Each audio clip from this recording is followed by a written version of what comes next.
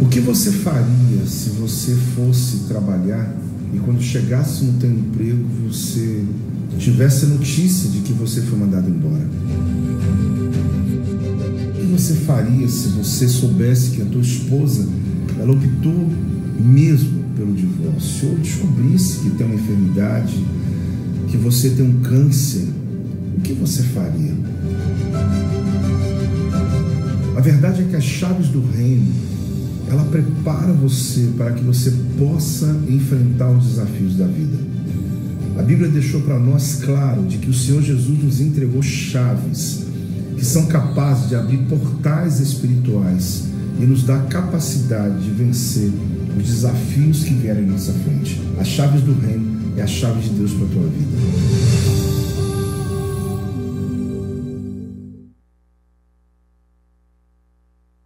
Coisa boa. Hoje eu recebi uma outra chave, um outro formato de chave. Cada semana me entregam uma.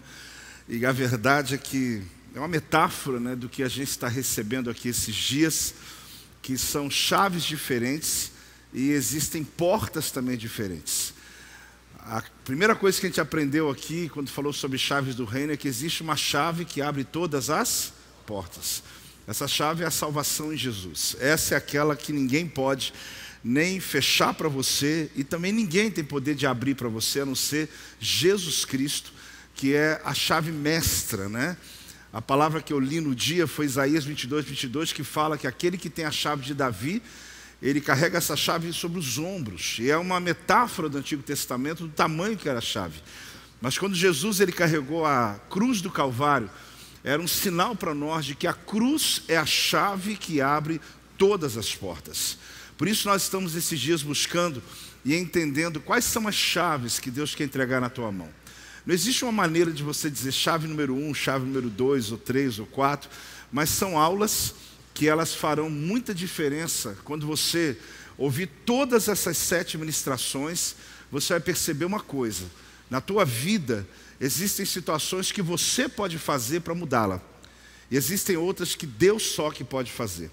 Aquelas que você pode fazer, eu me encarrego de ensinar aqui nas quartas-feiras. Agora, o milagre é quando você prepara a tua vida fazendo o teu melhor, você prepara o teu caminho, a tua vida para receber um grande milagre. Quem quer receber essa chave de hoje, dá uma salva de palmas ao Senhor, dá um glória a Deus aí. Aleluia! O tema que eu vou ministrar hoje é seja aprovado no teste. Vamos falar juntos? Seja aprovado. Esse tema, querido, ele também está sendo construído nesse projeto que eu estou empolgadíssimo com ele, sobre as chaves. São quartas-feiras, que normalmente nem me dedico tantas quartas, mas a apóstola, mas ela sentiu de Deus que esse tempo era para que eu estivesse ministrando. E eu estou muito animado, querido, de passar para você esses entendimentos, trazer essas chaves sobre a tua vida, porque elas estão caminhando em 2 ambientes. Quem estava quarta-feira se lembra disso. Existem muitas coisas que elas são muito práticas, elas não são algo, espiritual, mas são decisões que eu tomo na minha vida. Não vou pregar de novo, porque quem não estava, depois até vá lá e assista. Mas hoje eu quero ler em 1 Tessalonicenses, capítulo 2, versículo 4. O apóstolo Paulo aqui, ele está falando sobre um ambiente onde as pessoas à sua volta estavam vivendo ou imaginando que o evangelho que eles estavam vivendo seria superficial. E ele fala, pelo contrário. O que ele fala? Pelo contrário, visto que fomos o quê? Aprovados por Deus. Eu vou ler de novo, olha. Ele então responde, pelo contrário, visto que fomos aprovados por Deus, a ponto de nos confiar Ele, o Evangelho. Então Deus nos provou a tal nível que Ele está nos confiando algo. Assim falamos, não para que agrademos a homens, e sim a Deus, que prova o quê? Quem que prova o nosso coração? Deus. Deus faz o quê? Prova o meu coração. Então ele está dizendo, pelo contrário, olha, visto que nós fomos aprovados. E qual o motivo, qual o sinal, qual a certeza que eu tenho que nós fomos aprovados? A ponto dele confiar em mim e em você, o Evangelho, coisa mais importante na terra. Assim falamos, não é para agradar homens, mas sim a Deus, que Ele tem essa característica, Ele prova o nosso coração. Faça tudo o que puder para ser aprovado em seus testes diários. Faça, querido, tudo o que você puder para que você seja aprovado nos seus testes diários. Desde as coisas comuns, naturais, que dependem de uma atitude tua, inteligente, de uma postura tua pelo teu caráter, e desde as oportunidades espirituais, que são princípios que Deus nos dá, e às vezes até mesmo direções quando você tem mais sensibilidade de abençoar a vida de uma pessoa, de dar uma palavra profética para alguém, de interferir em uma situação. Então faça tudo o que puder, faça tudo o que puder. Agora a pergunta muito básica é essa: de onde vem a prova? Porque se o tema é esse, né, seja aprovado no teste, aí a gente tem que entender o seguinte: de onde vem a prova? Às vezes a gente tem possibilidade de perceber que as provas vêm diretamente de Deus. Outras vezes as provas são causadas por outras pessoas, ou às vezes parecem que vieram diretamente do inferno. Provas que vieram de Deus, provas que vêm de pessoas e provas que vêm do inimigo. Essas provações que nós passamos na vida, essas circunstâncias que nós passamos na vida, elas são muito importantes para que a gente possa entender que todas elas, independente se veio de Deus, se ela veio de pessoas, ou se ela veio do diabo, ela só acontece se Deus aprovar. Se Deus não permitir, fala comigo, se Deus não permitir, elas não vão acontecer. O que significa isso? Que toda prova vindo do diabo, vindo do teu vizinho, vindo de um parente, vindo de uma pessoa, ou vindo do próprio Deus, ela só vai chegar até você se Deus permitir que ela chegue. Então, se eu entendo isso, já facilita muito a minha vida. Por quê? Porque eu não preciso resistir se Deus está permitindo, eu preciso vencer. Eu não preciso ficar tentando achar desculpa ou fugir daquilo que Deus está me dando a oportunidade de enfrentar. Se é prova, tem que fazer. Porque não adianta, gente. Vai ter segunda chamada, terceira chamada, quarta chamada. No céu, não tem esse negócio que você faltou na prova e acabou. Se você não passa agora, a tua vida vai passando, passando, passando. Aquela prova que você fugiu, você vai ser visitado por ela no futuro. Aquela prova que você fugiu, passou 2 anos, vai ser visitada de novo. Então, quanto mais tempo você fica fugindo das provações da vida, mais tempo você vai passar nos desertos da vida. Então, a grande questão para a gente entender essa série de mensagens, essas aulas que a gente está aprendendo nesses dias, é que Deus, Ele prova, querido, as nossas atitudes. Ele está o tempo todo nos olhando. Ele conhece as tuas obras. Em Apocalipse Ele diz: eu conheço as tuas obras. Então Ele conhece nossos passos, Ele conhece nossos caminhos, Ele sabe o que você está fazendo. Então, independente de onde vem, Deus permitiu. Talvez você tenha que, nesse período da tua aprovação, pagar um preço alto, às vezes investimento de tempo, às vezes perda de dinheiro, situações, porque a aprovação é um momento de muita intensidade. Imagine quando Abraão, quem mesmo? Ele subiu o Monte Moriá com o filho dele, Isaque, sendo provado por Deus para entregar o seu filho. Aquilo que na verdade foi uma promessa que Deus deu para ele. Como que Deus me dá e depois Deus me pede? Simples, porque Deus nunca vai lhe pedir algo que Ele nunca tenha te dado. Toda vez que Deus está te pedindo algo, pode te doer, mas na verdade nem é teu, Ele que te deu. Porque Ele só lhe pede aquilo que Ele mesmo te deu. Abraão não precisou entregar, mas Deus estava provando o coração dele.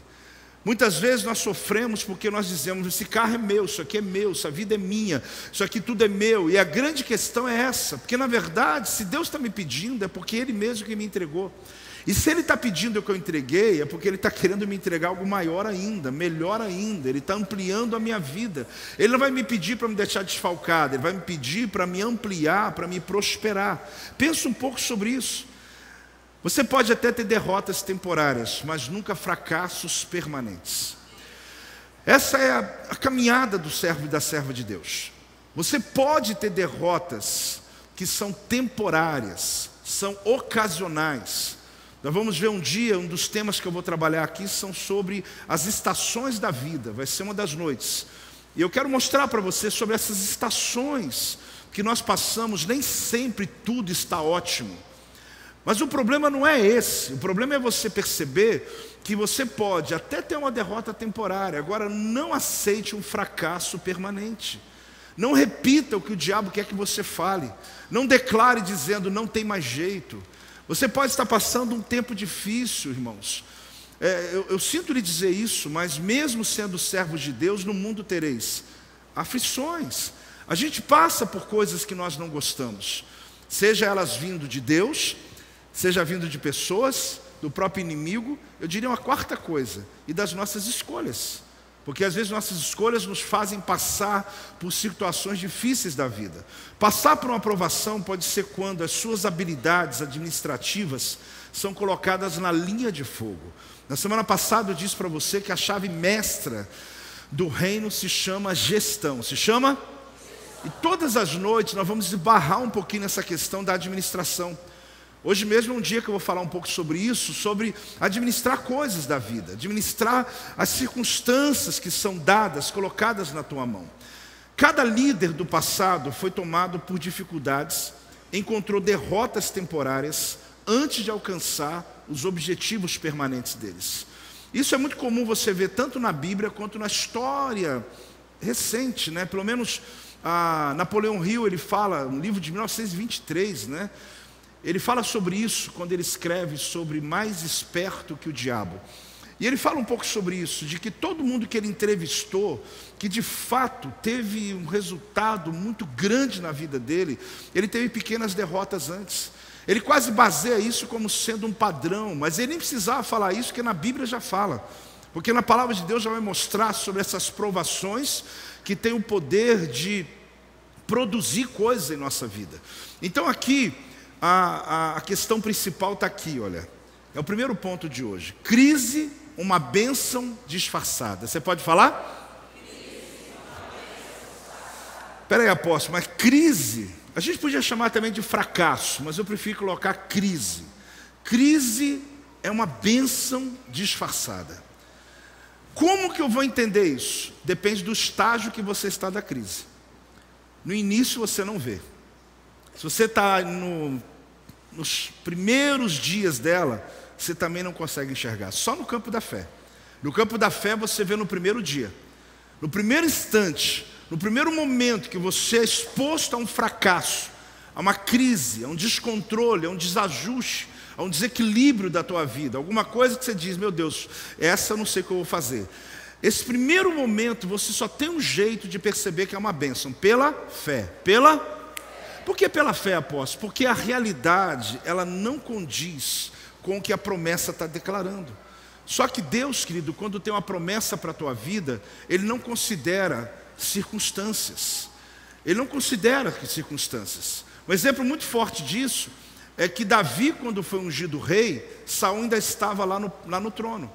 Então, se Deus considerasse situações, Ele nunca teria colocado Davi como rei. Por quê? Porque para os homens havia um rei sentado lá já. Mas para Deus, no mundo espiritual, a promessa que Ele libera para você, Ele não vai considerar o que está no mundo natural. Não importa se o exame está dizendo isso, se a economia, o que for. Quando a promessa entra na tua vida, o céu dizia, Davi já é rei. Mas aqui na terra ainda não, mas ele já é rei para nós. É uma questão de tempo, mas ele vai sentar-se no trono. Por quê? Porque era o Cronos de Saul contra o Kairós de Deus. Quando Deus diz algo sobre a tua vida, querida, é só uma questão de tempo. Não é se vai acontecer, é quando vai acontecer. Pode dar uma salva de palmas ao Senhor? É o quando vai acontecer. Mais alto em nome de Jesus. Então, se a crise é uma bênção disfarçada, quando você entende isso, depende do estágio que você está. Eu vou lhe explicar isso já lendo o texto. A força da sua fé é comparada à crise que ela sobrevive. Não tem outro jeito. A resistência, influência, são dois assuntos desse ano, né? E quanto maior a sua influência, maior vai ser a resistência. Nós entramos no ano da influência. Entendendo isso, eu preguei o texto que fala sobre Caleb. E antes disso eu falava sobre o nível que estava o Rio Jordão quando o povo de Israel ia atravessar para o outro lado, chamado Terra Prometida. Deus mandou atravessar o Rio Jordão na época da cheia. Você sabe já, mas eu quero lembrá-lo.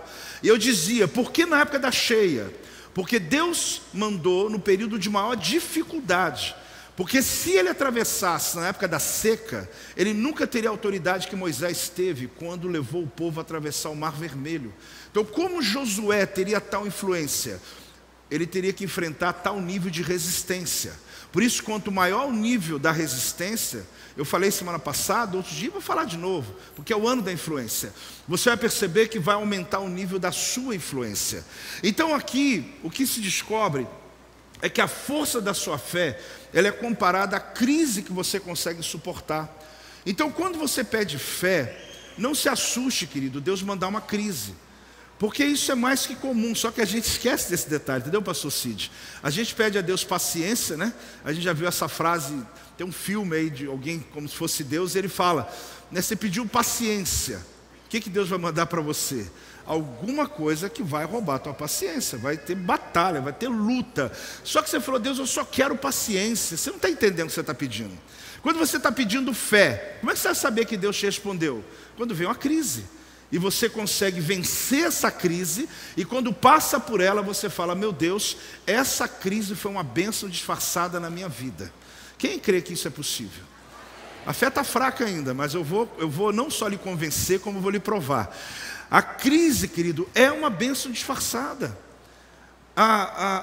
O fracasso é uma bênção disfarçada. Nós gostamos muito de nos acomodar. Não é pecado, gente. Você deita naquele sofá, aquele colchão maravilhoso, aquele sofá que te abraça, aquele puff que te abraça, você vai só se aconchegando nele. Se aconchegando. Alguém te pede para levantar, para abrir uma janela. Você fala, deixa ela fechada, não é? Está com sede? Tô, mas aqui está melhor, não é? Por quê? Porque na verdade você está com sede, mas você faz uma conta para levantar, você fala, eu me aconcheguei. Na nossa fé cristã, querido, é comum a gente se aconchegando, a gente se ajustando. E após ter algum erro nisso? Não, eu adoro, é fantástico. Só que a vida nessa terra não vai ser assim. Deus está te dando crise para você não se acostumar, para você não se afrouxar, para você não ficar dormindo no ponto, para você não se distrair, para que você não seja pego de surpresa quando diz a palavra que quando chegar esses últimos dias, muitos apostatarão da fé, muitos vão seguir doutrinas de demônios, pessoas vão se perder, porque vai ter a mensagem do anticristo, a igreja, muita gente crente vai se perder. Então o que Deus está nos dando? Nos dando a oportunidade para que a gente possa realmente, no meio da crise, crescer, nos aperfeiçoarmos. Então, a crise determina a fé que você vai conseguir. Eu sei que vai depender do estágio, do tempo que a gente está. Para abrir seu entendimento, vamos lá em Tiago 1,3, para a gente entender que a crise é uma bênção disfarçada. Tiago capítulo 1, versículo 3, ele diz, sabendo que a provação da vossa fé, uma vez confirmada, o que ela faz? Ela produz o quê? Vamos falar alto. Produz o quê? Perseverança. Esse entendimento aqui, ele é muito comum aqui no nosso ministério. Mas para explicar esse conceito, eu não vejo maneira diferente. Pode ser que eu encontre outras metáforas e te ensine de outras maneiras também. O que o Tiago, o apóstolo Tiago está dizendo aqui? Que a provação da vossa fé, uma vez que ela foi confirmada, você está sendo provado. Você sai do culto hoje e fala, apóstolo, eu estou sendo provado. Eu realmente estou passando uma prova. E não está sendo fácil.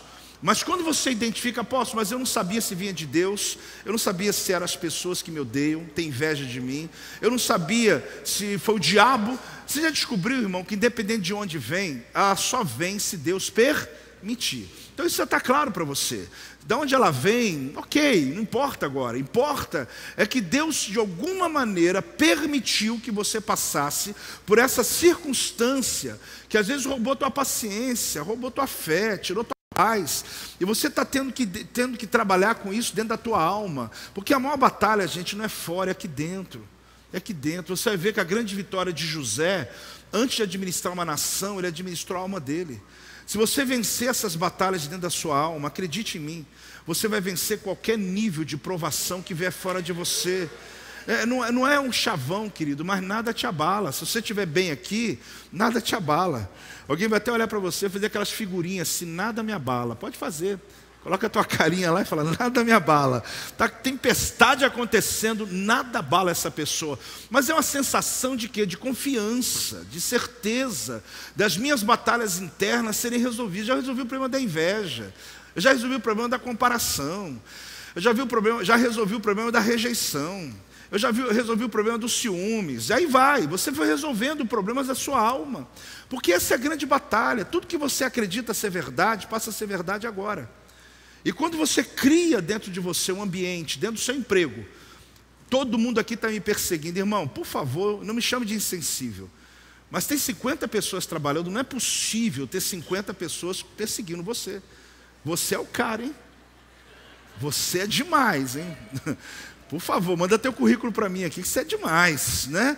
Irmão, não é possível, é uma hipérbole que você está usando. Só que o problema, ouça bem, o teu cérebro acredita na tua voz, ele acredita no que você acredita. E você entra no teu trabalho olhando para todo mundo meu inimigo aqui, né? E você não consegue prosperar na sua vida, você não consegue romper na sua vida, porque você vai acreditar na sua voz.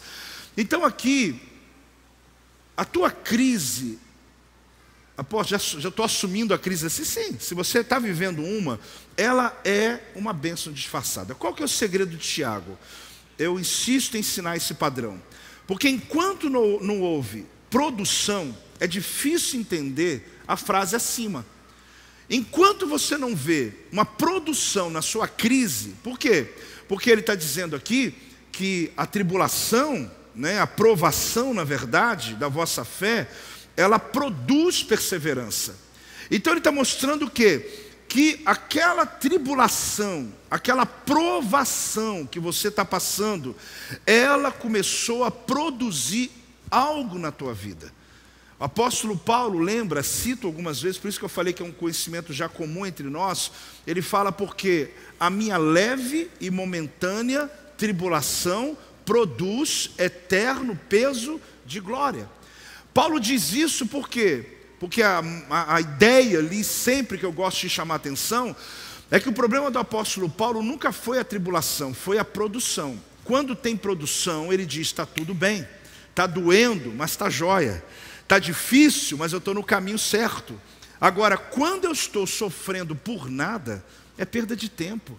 Sabia que eu passei uma noite toda sem dormir, porque eu criei um sofisma, eu criei uma falsa mentira na minha mente, sobre o meu trabalho, sobre pessoas à minha volta, elas estão todo mundo dormindo em paz, e você passou uma noite em claro, por uma coisa que é mentirosa, teu corpo sente, tua alma sente, tua produção no trabalho também vai ser comprometida, e daqui a pouco você está dizendo, o diabo roubou meu trabalho, nem precisou trabalhar.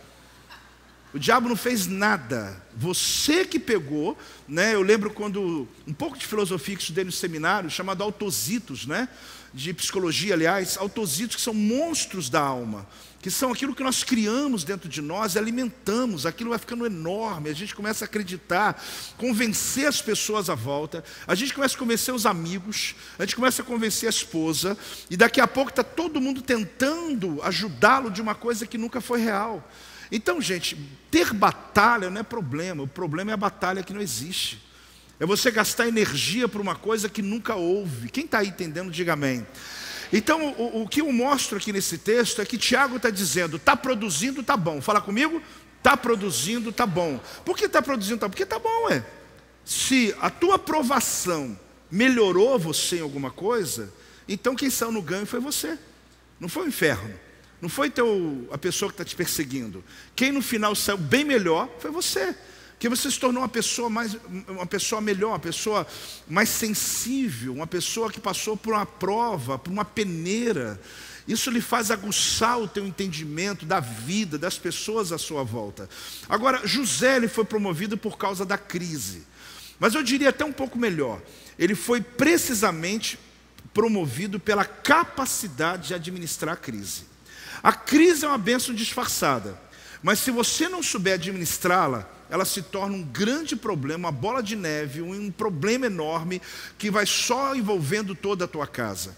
É muito ruim quando eu vejo pessoas, não é que eu não queira ouvir, pode continuar me escrevendo, pode continuar falando comigo, mas eu fico triste porque eu vejo pessoas há muito tempo, conhecem a Deus há muito tempo, mas toda a família, toda a casa está num emaranhado de problemas. Por quê?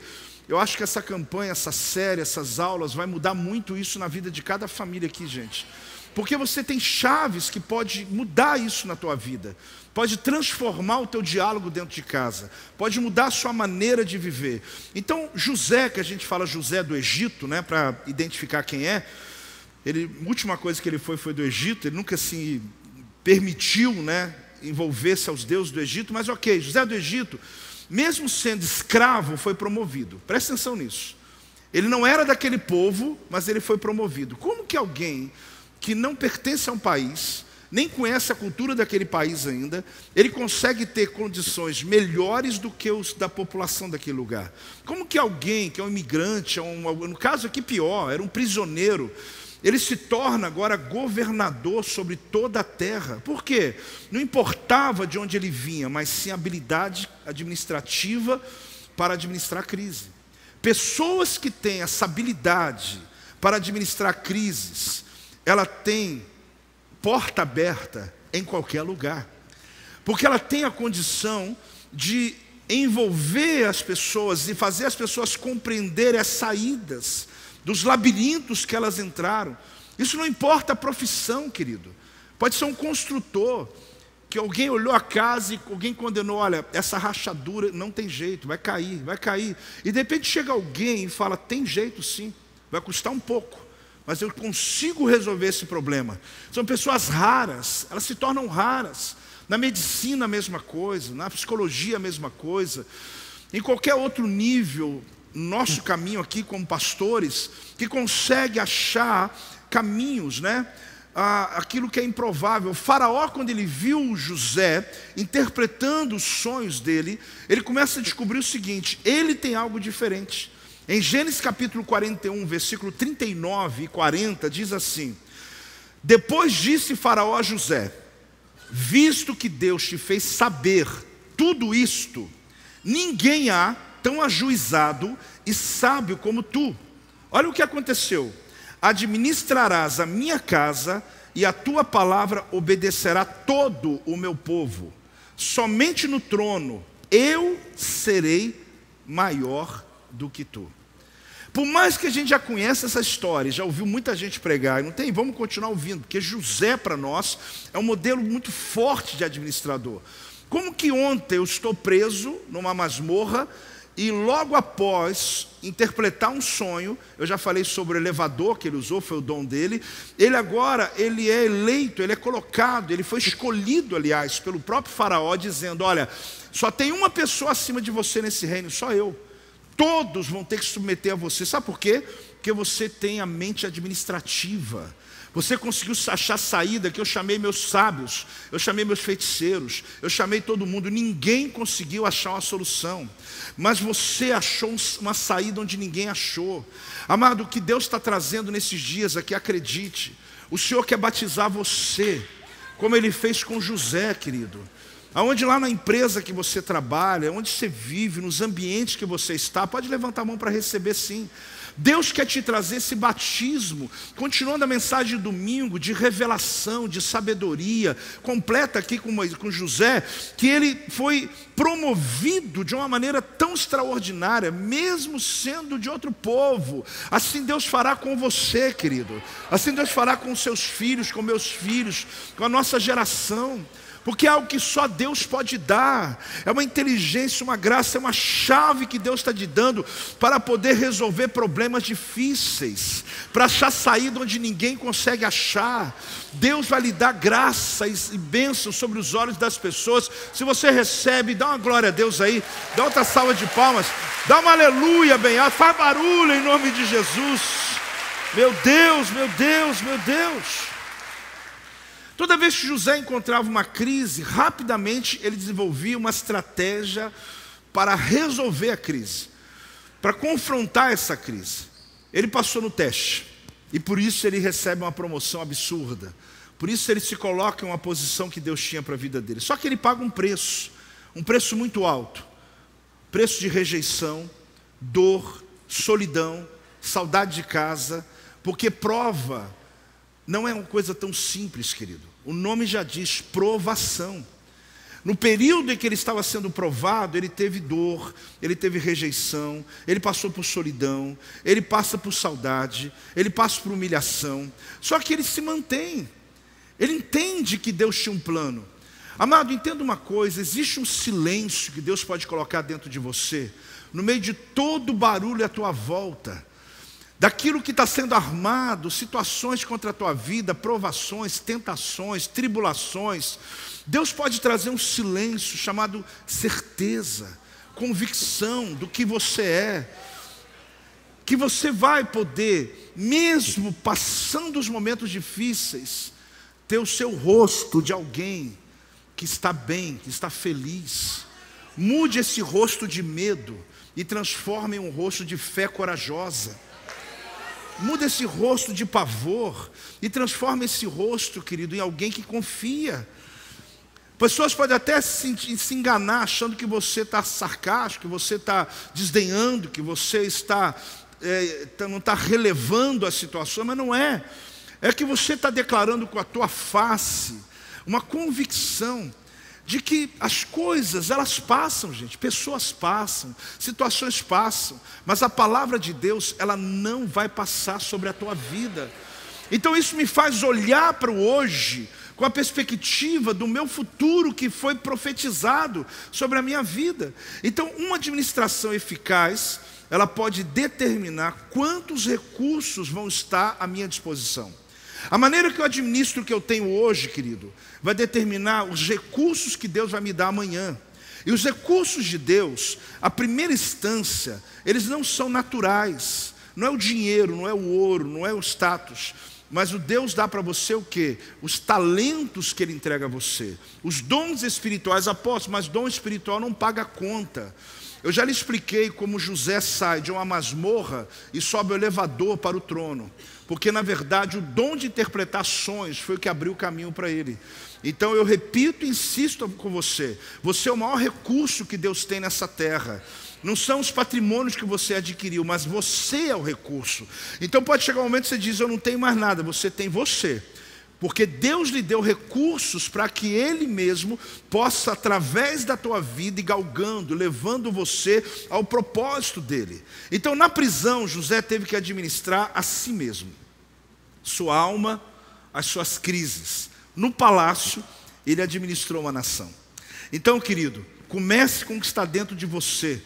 Comece com as áreas da tua vida que estão precisando de administração, de gestão emocional, de você descobrir essas fraquezas da alma que lhe fazem repetir o que todo mundo repete, lhe faz crer o que todo mundo crê. Então comece aí dentro, comece na sua alma, comece nessas guerras mentais, querido. Já lhe falei, você pode perder uma noite de sono sem nem ter merecido. Aquela causa não merecia, aliás, nada merece perder uma noite de sono, nada. Porque o Senhor, enquanto você dorme, Deus trabalha a teu favor. É confiar nele, é descansar nele. Agora, conquiste o direito de propriedade. Fala comigo. Você sabe que algumas pessoas, para se justificar, afinal dizem assim, não estão pagando um salário justo, por que eu não posso me ajudar?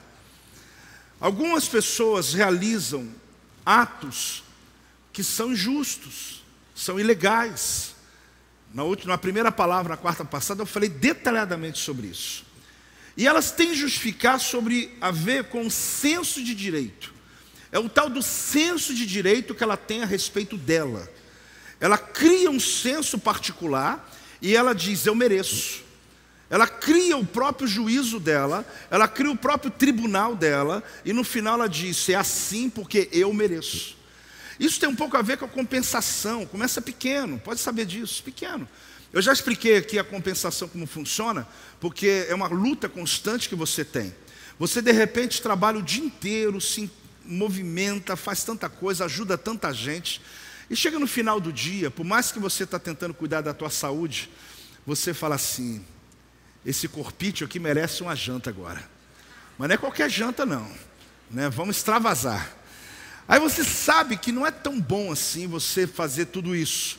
Mas a compensação está dizendo assim na tua alma, você merece. O exemplo mais prático, né, que cito aqui, e é muito forte, é a mãe, né? Porque a mãe espera tanto tempo para ter um filho. A gestação, o pós-gestação, o cuidado. Então isso é provado, né? Que, poxa, ela já está no 3º filho. Ela já passou por todas as gestações. Ela olha aquele preço da bolsa. Ela fala, peraí. Aí ela fala, não vou comprar não, a gente está precisando reter um pouquinho. Ela volta e fala assim, mas eu esperei 9 meses. Eu cuidei depois.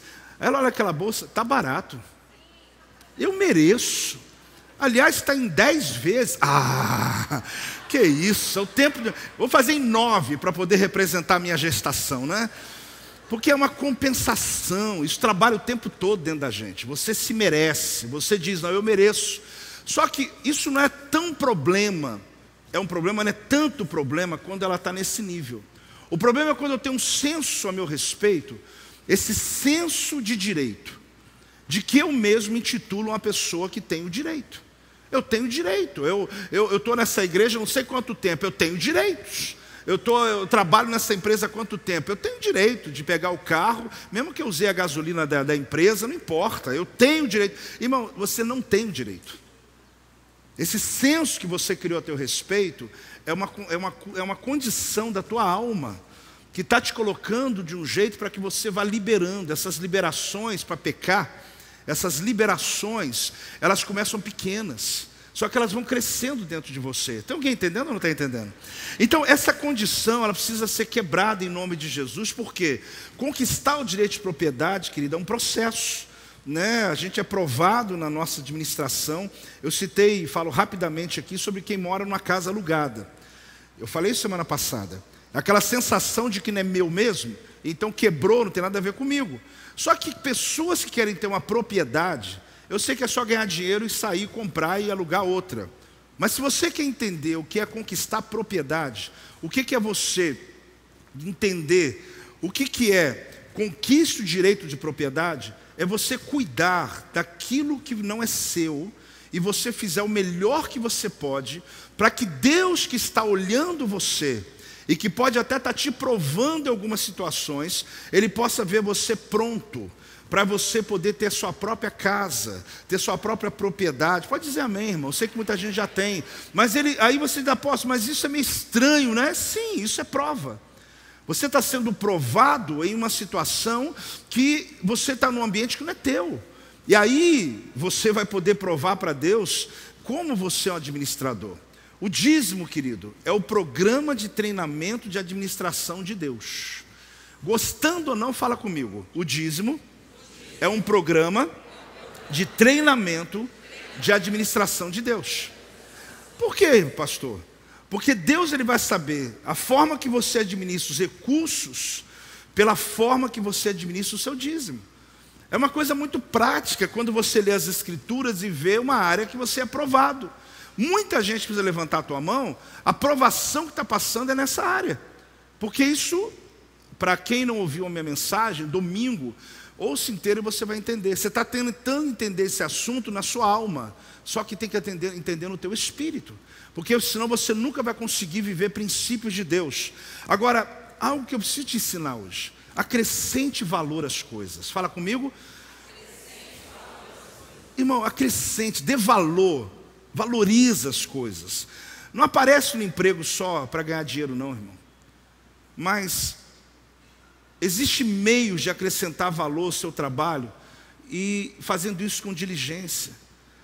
Está no emprego, não busque uma saída fácil.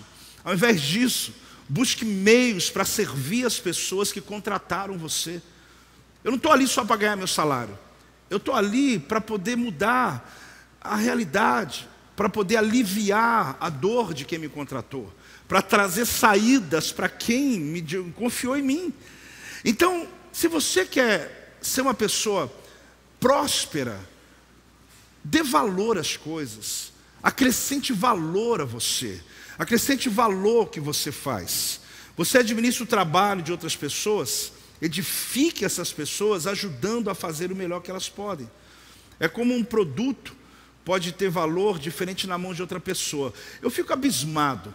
Como uma pessoa pode vender um determinado produto que ele é exatamente igual na mão de outra pessoa.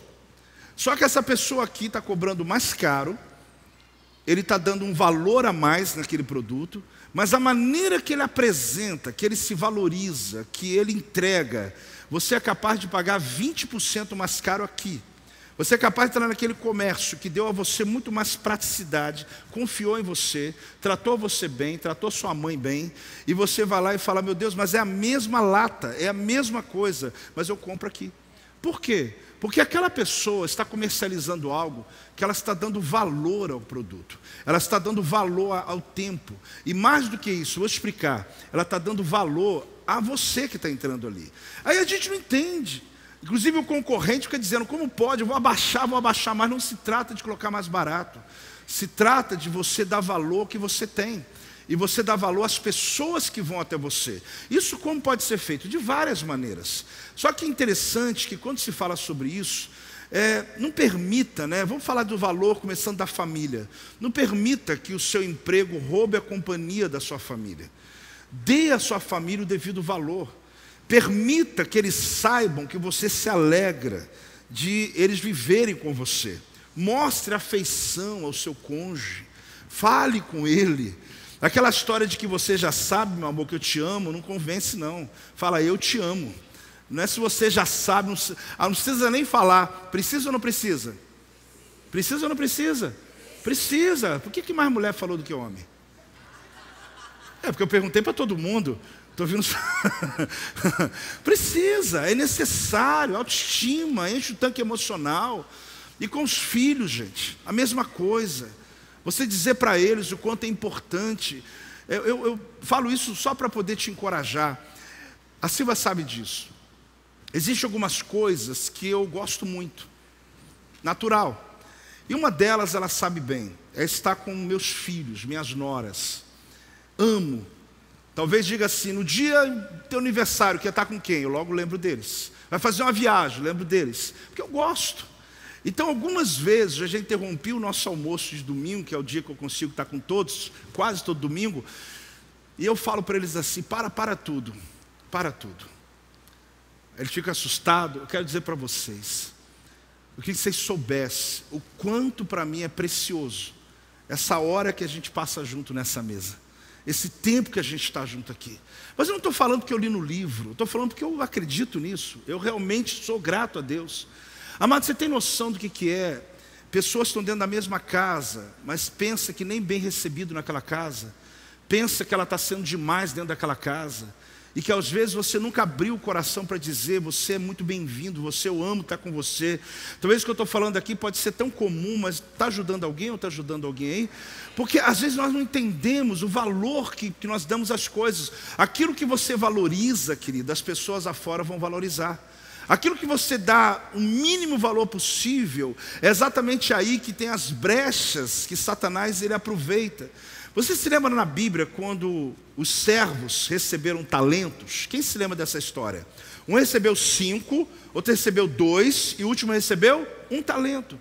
Aqueles que receberam elogios e mais recursos no final da parábola foram aqueles que acrescentaram valor ao dinheiro que haviam inicialmente recebido.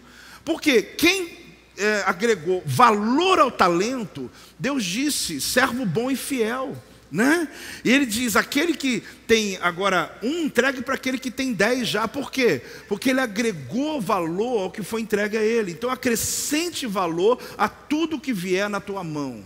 Acrescente valor a tudo que vier na tua mão. Na minha mão é diferente. Fala comigo, na minha mão é diferente.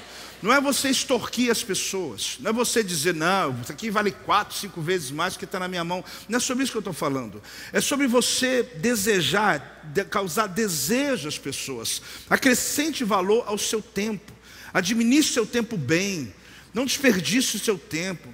Seja pontual. Falei quarta-feira passada, vou agregar de novo esse valor aqui.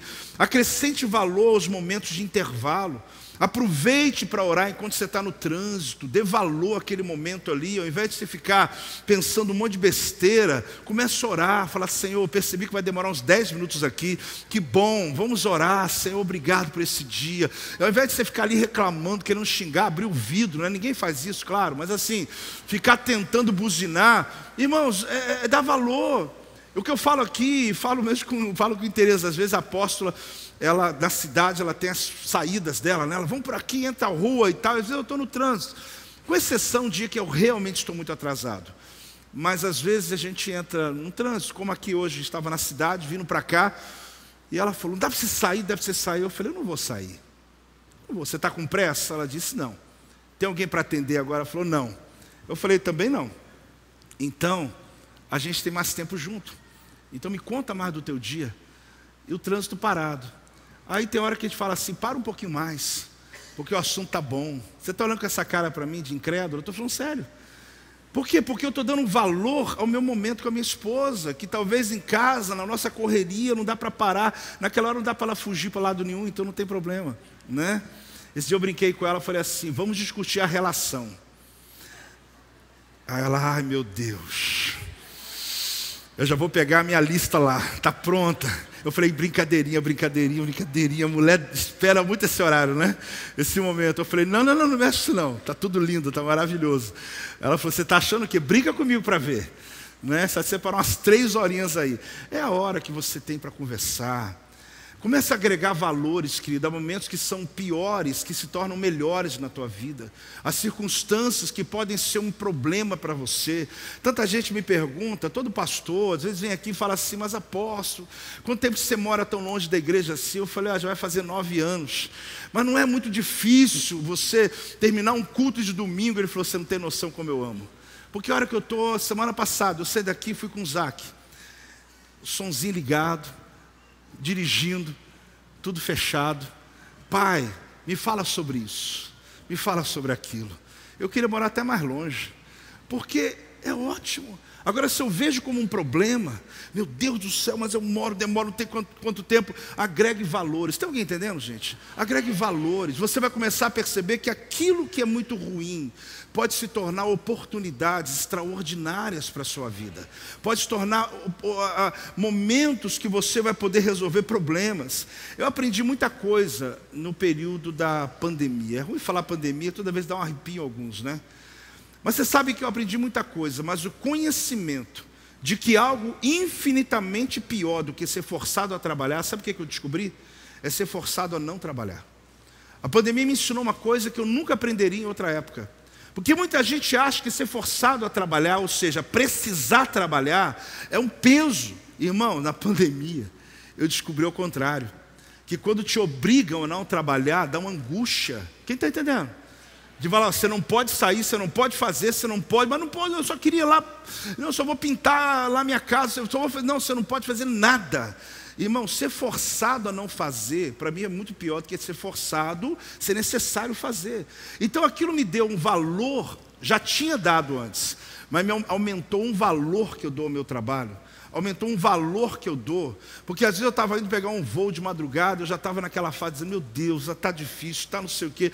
Na pandemia eu ficava pensando assim, meu Deus, que vontade de viajar, que vontade de pregar em algum lugar, que vontade, aquilo que para mim estava virando um peso, eu comecei a perceber que era uma dádiva de Deus. A crise, querido, pode ser uma bênção disfarçada mesmo na tua vida. Eu termino com a frase dizendo o seguinte, porque foi fiel no pouco. Vamos falar juntos? Porque foi fiel no pouco. De onde vem essa frase? Eu não vou ler todo o texto para não ficar muito longo, mas essa história, ela está em Mateus capítulo 25, de 14 a 30. Mateus 25, de 14 a 30, se você quer ler em casa, conta a história dos talentos que eu acabei de dizer agora há pouco. E a Bíblia fala que a cada um segundo a sua própria capacidade. Que os talentos que foram dados, não tem nenhuma injustiça nisso. Que foi dado segundo a própria capacidade. Um recebeu 5, outro 1. Aí quem recebe menos talento do que o outro, ele tem uma tendência de se sentir injustiçado. Mas não é. Eu tenho uma frase dita há dias atrás, replicada por muitos de vocês, mas eu preciso lembrar você. Não aumente os seus desejos, mas aumente a sua capacidade. Porque desejar alguma coisa não vai resolver, querido. Deus não cumpre, não responde os seus desejos. Deus responde a sua capacidade administrativa. Oi, tem alguém aí ou não? Então não adianta ficar só desejando um carro, desejando tal coisa, desejando um salário alto, desejando filho, desejando. Esse desejo teu não prova nada para Deus. O que vai provar é quando eu sou aprovado numa prova pequena, numa média, numa maior. E ali o Senhor vai ver em você como a parábola dos talentos. Ele deu cada um segundo a capacidade. Então que coisa boa é essa? Porque se Ele me der fora da minha capacidade, eu vou me atrapalhar todo, eu vou me perder todo, eu vou me afastar de Deus. Ele vai me dar algo que eu não sei administrar. Se com uma empresa você não rompe, imagina se você tiver 10 para administrar. Se com 5 funcionários você não está conseguindo vir ao culto, imagine com 50. Na sua vida, se com um filho você está quase desesperado, pedindo o que a Deus, então não é o desejo, mas é a capacidade. Fala comigo, não é o desejo, mas a capacidade. O que ganha 5, diz a Bíblia que ele sai imediatamente para negociar e ganha outros 5. Agora o que ganhou 2 fez o mesmo. Agora a Bíblia fala que aquele que ganhou 1, sabe o que ele faz, gente? Ele sai, o primeiro sai imediatamente para negociar. O que ganhou 1, ele sai para abrir uma cova, para esconder o dinheiro dele, para poder ficar escondido dele, do senhor dele, de quem quiser que esconda. Como que pode alguém receber um talento, enterrar o talento, querido? E dizendo que ainda é pouco. Se ganhou 1, já enterrou, imagine então se Deus vai te dar 2 ou 3 ou 5. Ele vai desperdiçar os talentos. E a história termina do jeito que todo mundo conhece, que ele vai falando assim para o primeiro: foste fiel no pouco, sobre o muito te colocarei. Você sabe da história. Ele vai dizendo isso. Só que ele diz para aquele segundo que tinha 2 talentos, de novo, foste fiel no pouco, sobre o muito te colocarei. Só que o último que escondeu debaixo da terra, ele fala: servo mau e negligente, até o que tem será tirado. Servo mau e negligente, até o que você tem lhe será tirado. Então se ele perdeu tudo. Sabe aquela pessoa que perdeu tudo? E ela perde tudo por causa desse senso, onde as pessoas, elas não compreendem que quando ela passa por essa atitude, ela tem uma síndrome chamada síndrome do impostor. A síndrome do impostor é interessante. Após a queda do homem, muitas síndromes tomaram a raça humana. A síndrome do impostor, o principal sintoma é o medo de ser desmascarado. O que é a síndrome do impostor? Pela insegurança na própria capacidade, quem tem síndrome do impostor acredita ser uma fraude, sempre prestes a ser descoberta. Isso desencadeia em sintomas: ansiedade, angústia, uma percepção de si mesmo, de incompetência, insuficiência. É uma crença dentro da pessoa de que ela não é boa o suficiente. Por mais que ela consiga vários resultados positivos, ela não consegue se perceber dentro disso. Acha que suas conquistas são frutos da sorte ou qualquer outro motivo. É a síndrome do impostor. É aquele que pega um talento que Deus entregou, ele não confia em si mesmo. Ele não confia nem na sua própria capacidade. Ele enterra, porque ele acha que a qualquer hora ele vai ser descoberto, que ele é uma fraude. E essa síndrome tem pego a vida de muitas pessoas até dentro da igreja. Que Deus está te dando talentos, unção, chave, autoridade para romper. Só que quando você vai fazer uma entrevista, parece que aquilo bate na tua alma. Você de repente passa por uma situação ótima.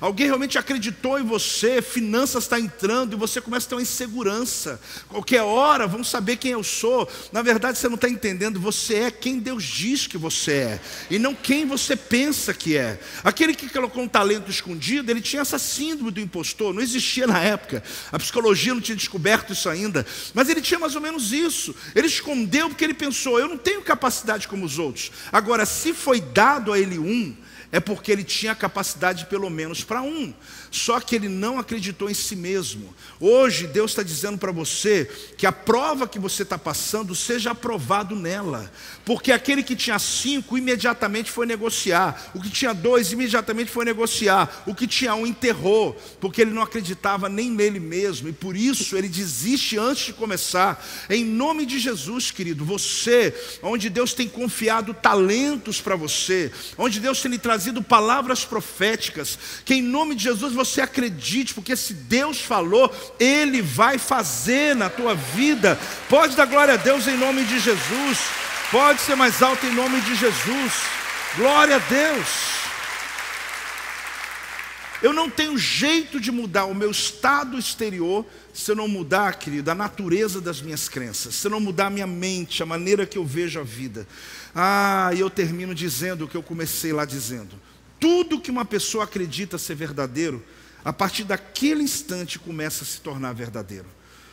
Cuidado para que o diabo não tenha colocado essas falsas mentiras ou falsas verdades, que são chamadas de sofismas na Bíblia, aonde você está acreditando naquilo que Deus não falou com você. Cuidado para que você não tenha essa síndrome de um impostor, achando que será descoberto qualquer hora, porque na verdade, querido, você é quem você é. Deus, quando Jesus entrou na tua vida, é como se Ele fizesse um check-up total, e ali o Espírito Santo vai trabalhando nas suas fraquezas, seus erros. Então não adianta você achar que você é aquele que veio do passado.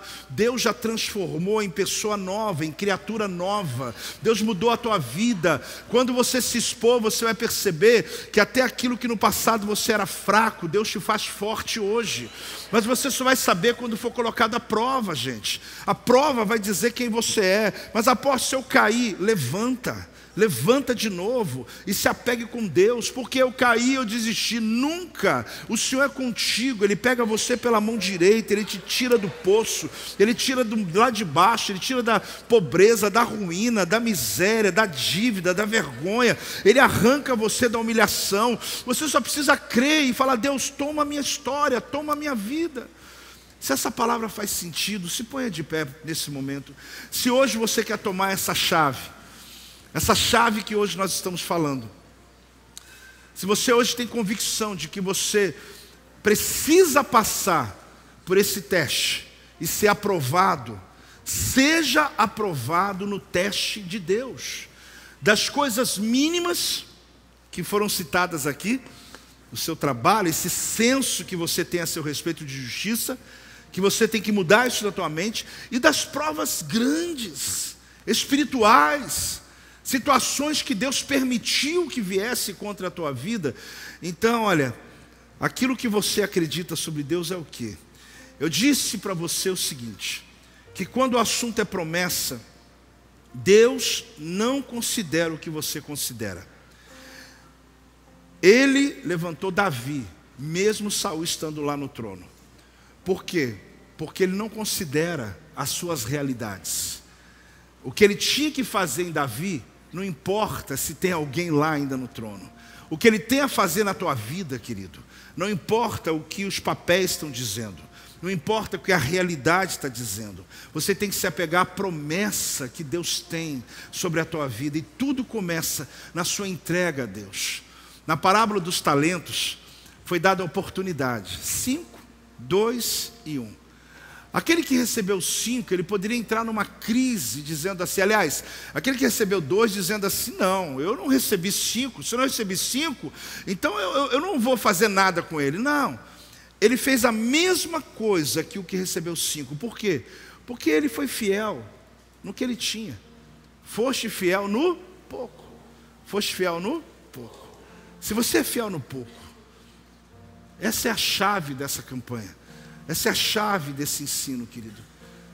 Valorize o que você tem. Dá valor à tua família. Dá valor às suas coisas. Valorize o seu tempo. Não é estava passando aqui. Não. Eu vim aqui para. Sabe, não tem esse negócio. Estava à toa. Muda a sua linguagem, querido. Você é alguém importante para Deus. A tua entrada em lugares muda ambientes. A tua fala quebra cadeias na vida de pessoas. Claro que você não precisa ficar formalizando tudo. Eis que chegou aqui um grande servo do Senhor. Não precisa. Você não precisa ser apresentado por ninguém. Porque quando você entra, os anjos reconhecem. Quando você entra, os demônios reconhecem. Atmosferas são mudadas. É uma coisa natural, sabia? É natural. Tu entra naquela sala, todo mundo tomando café, a pessoa batendo papo. Você entrou, você não está sozinho. Você nunca está sozinho. Quando você entra, o anjo do Senhor está com você. Porque a Bíblia diz que o anjo do Senhor acampa ao redor. Os ambientes são mudados, querido. Aquela atmosfera é quebrada. Mas você tem que mudar isso na tua linguagem.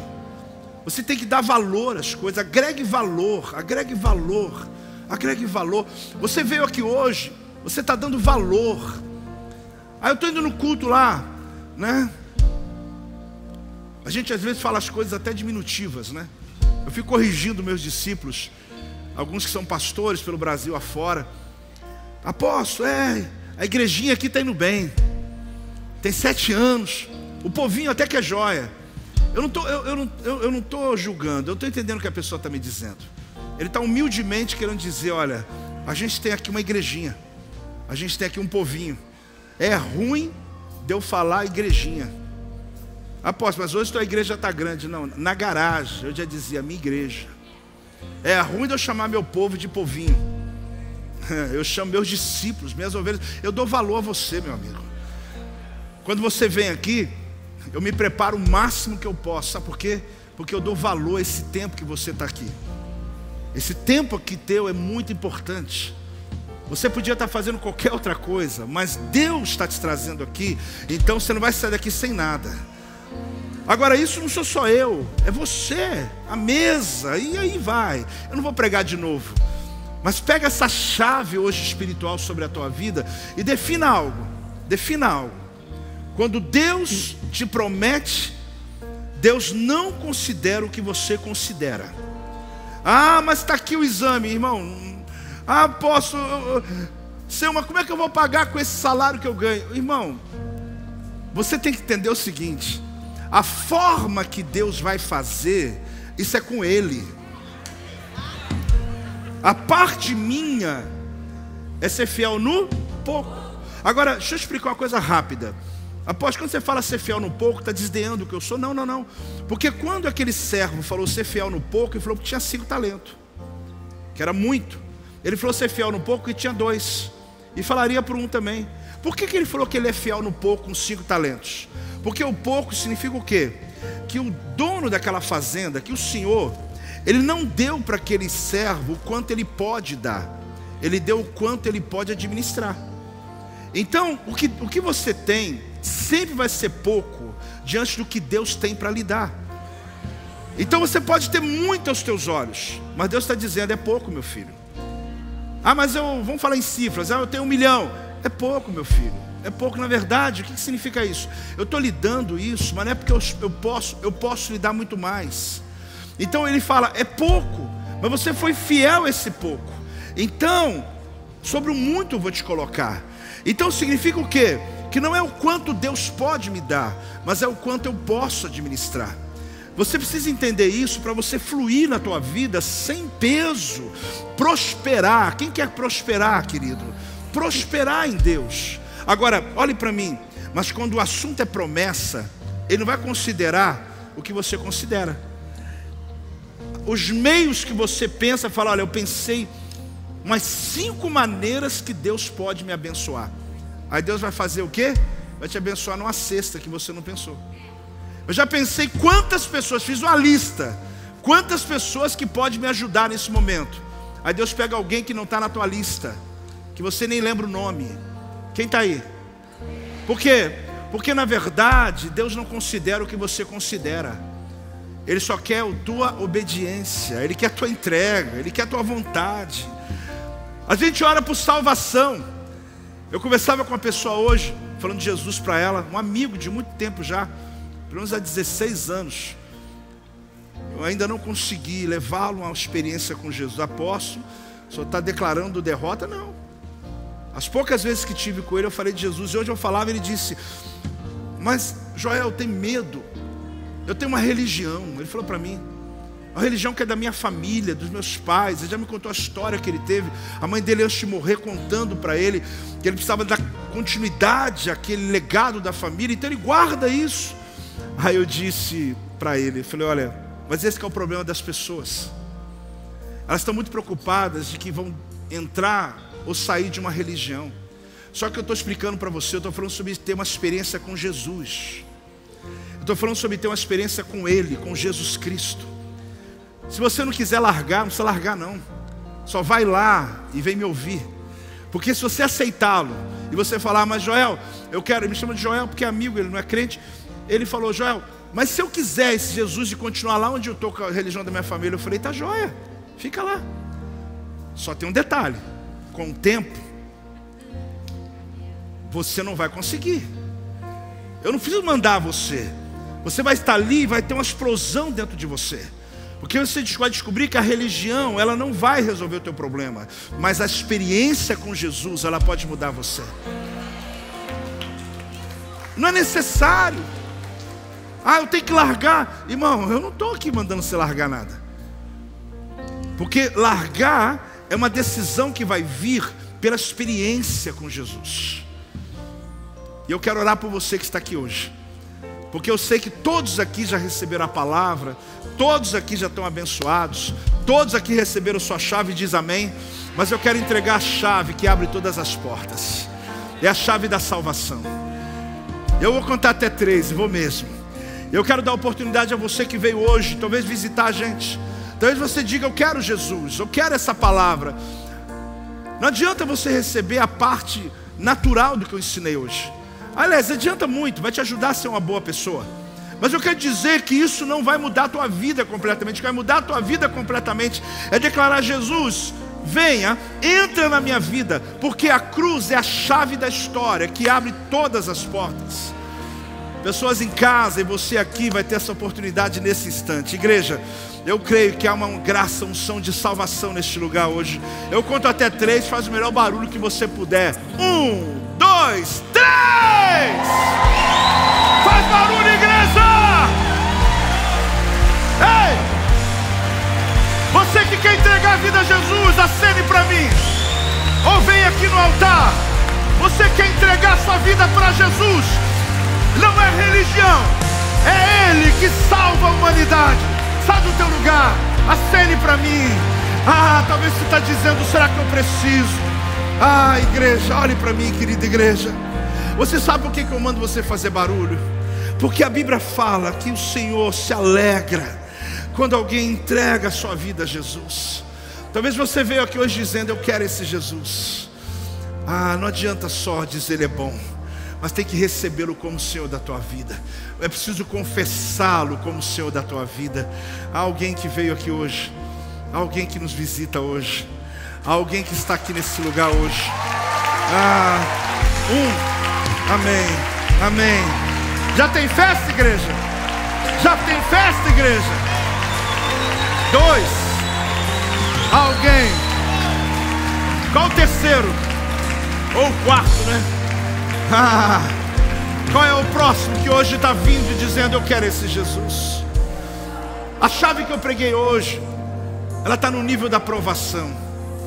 Mas eu terminei essa mensagem dizendo que é uma promessa que Deus deu a nós, que a realidade, Ele não considera a nossa realidade. Não importa a religião, não importa o que você fez no passado, não mesmo. Não importa o trajeto de vida. O que importa é você dizer: Jesus, eu te confesso como meu Senhor e Salvador. Vamos falar juntos? Jesus, eu te confesso como meu Senhor e Salvador. Diga: Jesus, eu te confesso como meu Senhor e Salvador. De novo, Jesus, eu te confesso como meu Senhor e Salvador. Há mais alguém que hoje é só você acenar para mim? Ou melhor, né? Melhor você vir aqui. A cada dia, a cada semana, Deus tem salvado vidas neste lugar. Quando a pastora Patrícia leu aquele testemunho, ela disse uma coisa: existem coisas que nós não podemos fazer, é obra do Espírito Santo. Eu posso pregar, eu posso ensinar, eu posso o consolidador ligar, mas quem convence é o Espírito Santo de Deus. Essa é a obra dele. Por isso que eu clamo ao Espírito Santo toda vez que subo aqui: Senhor, convença as pessoas do pecado, convença as pessoas. Será que há mais alguém? Eu espero um pouco mais. Talvez você está esperando dizer vem, né? 1, 2, 3, vem. 1, 2, 3. 1, 2, 3. Eu oro quando você grita vem, igreja, que o inferno abale, cadeias sejam quebradas. No mundo espiritual, tem gente em casa agora também aceitando Jesus. Pessoas que estão presas na alma, o Senhor vai lá e quebra. E faz a coisa mais maravilhosa da terra. É o que está acontecendo aqui nesse altar hoje. Oh, glória a Deus. Glória a Deus pela vida dessas pessoas. Tão novos, graças a Deus, pela obra de Deus na vida de vocês. Eu estou ainda esperando. Se você ainda está aí dizendo, sabe aquela luta interna? Ela é uma luta emocional também.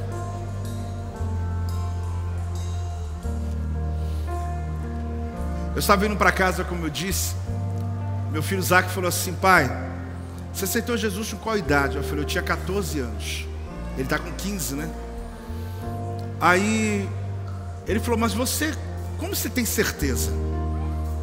Eu falei: olha, aquele dia, eu lembro que foi feito um apelo na igreja, cantaram o hino do inário, e eu fui na frente. Eu fui criado dentro da igreja, então podia ser um engano, porque você está ali acostumado todo dia na igreja. Você pode até se achar crente só porque você está dentro, mas eu não era. Eu falei para ele: filho, quando eu fui para casa aquele dia, eu chorava tanto. Alguma coisa havia acontecido dentro de mim. Era uma coisa tão tremenda, que isso mexeu comigo. Eu sabia que ali Deus tinha feito aquilo que eu via as pessoas indo lá na frente, mas eu nunca tinha vindo. E aquele dia eu recebi Jesus como o Senhor e Salvador da minha vida. Eu aproveitei e perguntei para ele. Eu falei: você, teve algum momento que você notou, ou você só está indo aqui, porque a gente acostuma ir na igreja? Aí ele deu um dia para mim e falou: pai, tal dia, tal hora aconteceu algo comigo. Aquilo me deu um alívio. Porque às vezes, pais, a gente acha que só trazer a pessoa à igreja. Às vezes a gente acha que é só vir acompanhar a mulher na igreja. Não. A salvação é individual, é uma confissão pessoal, é o nome escrito no livro da vida. E o que garante a você na morte ou no arrebatamento é a tua confissão pública, para que o Senhor confesse você diante, para que Jesus confesse você diante dos anjos. Por isso hoje vocês estão aqui no altar, a gente vai fazer festa, porque para nós sempre é uma festa quando Deus traz novos filhos a fazer parte desse projeto maravilhoso de Deus. Eu quero apresentar a vocês a tua igreja. Olhe para trás e veja a igreja, em nome de Jesus.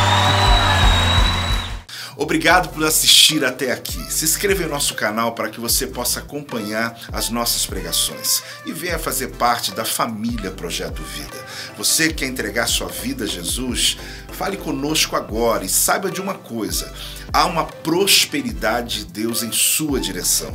Se você quer participar de nossos projetos, você pode aqui mesmo fazer parte disso e tenho certeza que Deus vai abençoar você. Até lá.